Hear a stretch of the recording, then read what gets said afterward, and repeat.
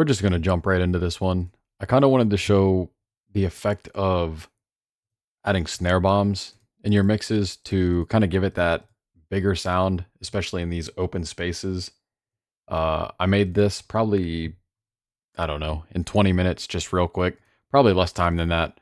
So I'll play through everything really quick to show what we're messing with, and then introducing snare bombs to kind of give it that wider sound.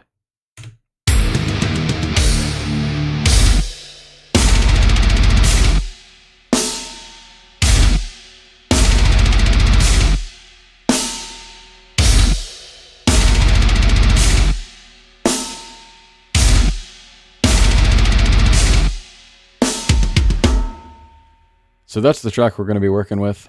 And these spots right here are kind of what we're focusing on. These big open like snare hits right here. So basically, if we just solo that real quick.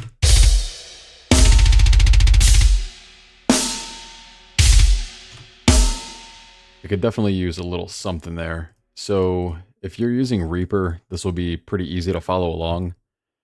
But if you're using something else, you know, Ableton or Logic or literally anything else, there's probably similar things, but I can show you how to do it too. So what you'll do if you have MIDI drums is you'll go up to, make sure it's selected, go up to track. Whoops, there we go. Render/freeze tracks, render tracks to stereo. And what that's going to do is basically output your whole entire drum track, your MIDI, into a waveform. So just like really quick, we can show that soloed. So what we'll do with that is unmute our main track, the main MIDI, because we'll keep the MIDI track. Now what we're looking for is just those snare hits in this new track. So we know where they're sitting.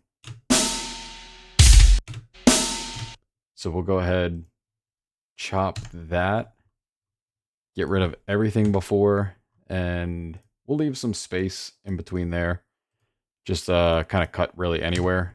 Because remember, all you're focusing on is just getting that snare sound. And that's all we care about. Now, if we just throw that in and double it, that could be a cool effect too. Obviously, you'd want to turn it down, so we'll just start with that. Just kind of, we don't want to blow everything out of the water.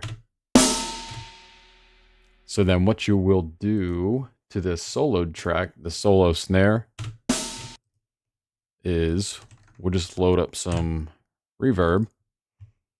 And I just like using this stock plugin. I just changed this to 2500 milliseconds just because it gives it a nice echo. That's pretty much it. So this with the reverb sounds pretty wild on its own, right? Pretty tinny, pretty wide. Now if we go ahead and layer that with the drums, I'll just kick it from here. Kind of has a really big effect, right? So if we just toss that into everything real quick, let's just start it from here.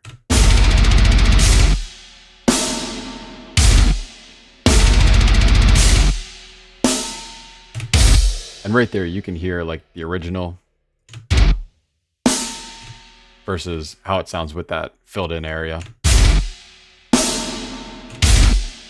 And once again, too, you can kind of like play with the sound a little bit, where it kind of cuts in, cuts out. I think that's kind of perfect for right there.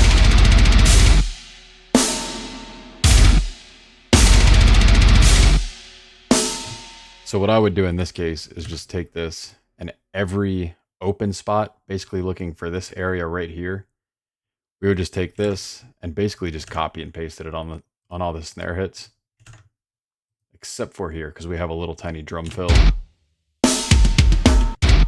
And if we just added it there, it would sound kind of crazy because it'll kind of drown out the rest of the snare or the rest of the tom hits. It could be cool, but I think it's doing a little bit too much. Another random thing you can do to make these sound wide. We'll solo this. I've got this one and I just grabbed this from a sample. I think it was from like a game or something, but it's literally an Anvil Hit. So it'll pretty much sound like this. And layered with the snare is going to sound ridiculous. Now, if we throw everything all together, it can make for a pretty messed up sound, which is kind of cool too. So finally, the last thing I really want to show you that could help add some emphasis to this, we'll go ahead and let's just copy one of these random ones. We'll slide him in front here. And you can pretty much do this in any DAW, or sometimes they have VSTs, but we're just going to go ahead and reverse this. Make sure it's set as the new take. Actually, I think we can go ahead, take this take. There we go. So we'll have just the reversed version here. Unmute all these. And it's still got the reverb track on there. You can separate this to where it doesn't, but I think having that as just like an extra little bit more of something to build into kind of adds something crazy. So let's listen to it real quick without the fade in, the reverse, I mean. Versus, we'll go ahead and put that back on there. So it just kind of adds that suspense a little bit. So just throw these on here real quick. Just as like a last minute thing, I think we can do, take everything we've done, just layer it all in, just for comedic effect, I guess we'll call it. Just go ahead and punch these in real quick, and then we'll give it a listen from the top.